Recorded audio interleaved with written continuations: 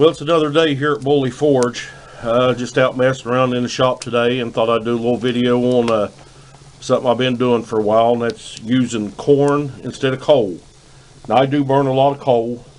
I just do this corn every now and then just to do something a little different. As you can see, it will burn. It is harder to get started than coal, especially your first fire.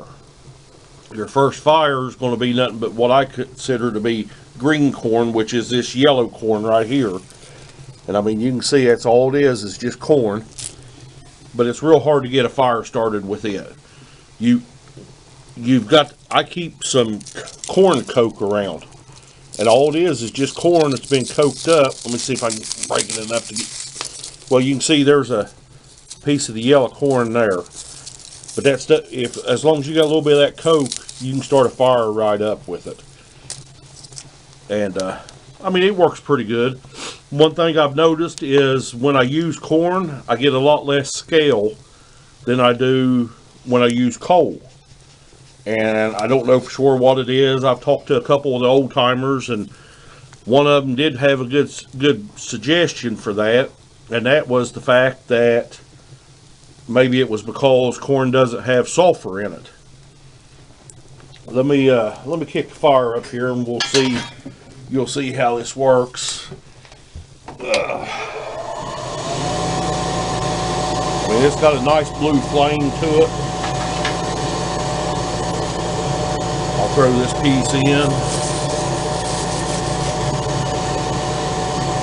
And working with this corn is just like working with coal. If you go from bituminous to anthracite coal, it just takes a little bit of getting used to what you need and what how to maintain your fire.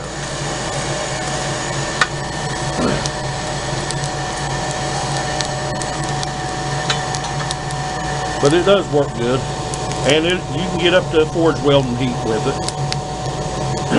But maybe for somebody that lives in town, this might be a viable option. Or if you have trouble getting coal in your area, this could be a viable option. I mean, that piece, that was real time. There was no cutting in or out. And I mean, that's probably a 5/16 by 5/16 square taper that I had there. And I mean, it don't take much time at all. It's just like using a coal fire. But in your area, maybe you have trouble getting coal. My area, I don't. I'm fortunate enough to live close to a blacksmith club, and when I go down home to visit family down on the Ohio River, I can pick up coal pretty cheap at several different coal yards. Now, one thing that you will have to do if you're going to try this coal, because it's a lot smaller than your corn is, or if you're going to try this corn, if you're going to try this corn instead of coal, one thing you'll need to do is I make these plates up to go down over my clinker breaker, and it still allows air to come through, but the holes are small enough to where the corn don't fall through as easily on you, because the corn it'll fall through and you'll lose quite a bit down through your clinker breaker. But I'm not sure how useful or helpful this would be for somebody, but it is an option.